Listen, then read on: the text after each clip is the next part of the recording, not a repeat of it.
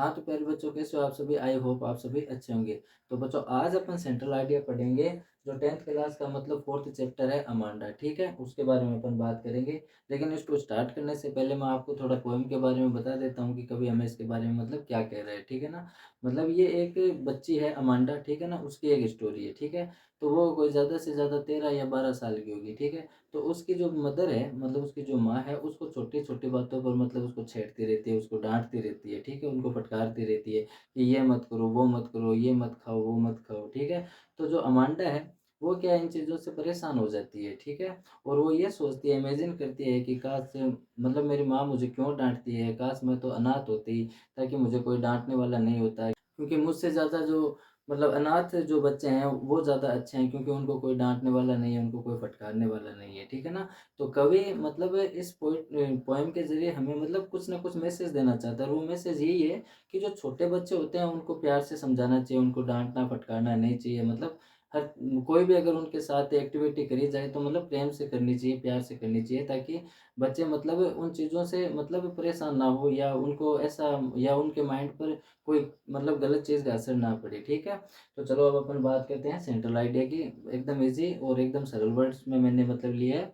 आपके मतलब पूरे 4 में से 4 मार्क्स आ जाएँगे, ठीक है? तो देखो बच्चों, the poem Amanda is composed by Robin Klein, यानी जो पोएम अमांडा है वो किसके द्वारा लिखी गई है? रॉबिन क्लेन के द्वारा लिखी गई है, ठीक है?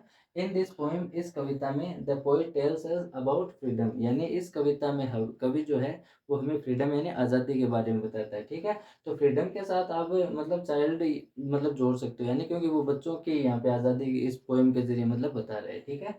बिकॉज़ क्योंकि the most significant wealth every child is his freedom, यानी कि जो सबसे ख़ास यानी सबसे प्रमुख जो महत्वपूर्ण वेल्थ यानी जो संपत्ति होती है एवरी चाइल्ड यानी हर बच्चे की वो क्या होती है? इज़ हिज फ्रीडम, यानी उसकी स्वतंत्रता ही होती है, उसकी आज़ादी ही होती है, ठीक है? दोज़ पेरेंट्स उनके माता-पिता हू फेल्ड यानी हू फेल्ड जो अनुत्तीर्ण हो जाते हैं, विफल हो जाते हैं या फिर असफल हो जाते हैं, टू कंपेल्ड यानी समझने में द नेचर ऑफ चिल्ड्रन, यानी जो बच्चों का स्वभाव होता है या उनकी जो प्रकृति होती है, उनको समझने में उनके जो माता-पिता है वो क्या हो जाते हैं? विफल हो जाते हैं, मतलब अनुत्तीर्ण हो जाते हैं। रिस्ट्रेन देम उनको नियंत्रित करते हैं, रोब देम ऑफ देयर लिबर्टी और उनकी जो लिबर्टी होती है, ठीक है ना? उनको मतलब चुराने की कोशिश करने यानी उनको भी मतलब चुराने की कोशिश करते हैं या फिर उनको नियंत्रित करने की कोशिश करते हैं, किसके द्वारा? कमांड एंड नेगिंग यानी आज्ञा और आदेश के द्वारा। कहने का मतलब ये है कि मतलब पेरेंट्स क्या करते हैं कि उनको मतलब बच्चों का जो स्वभाव होता है, उनका जो दिल होता है या उनकी जो मन की बात होती है उसको समझ नहीं पाते हैं, ठीक है? तो फिर वो क्या करते हैं उनको रिस्ट्रेन देम यानी उनको नियंत्रित करने की कोशिश करते हैं, ठीक है? उनको कंट्रोल करते हैं। यानी उनकी जो लिबर्टी होती है यानी उनकी जो स्वतंत्रता होती है उसको छीनने की कोशिश करते हैं। तो बच्चों एकदम मतलब ईज़ी लैंग्वेज के मतलब ईज़ी लैंग्वेज में मैंने मतलब ये पोएम का जो थीम है सेंट्रल आइडिया वो मैंने लिखा है, ज़्यादा हार्ड नहीं है।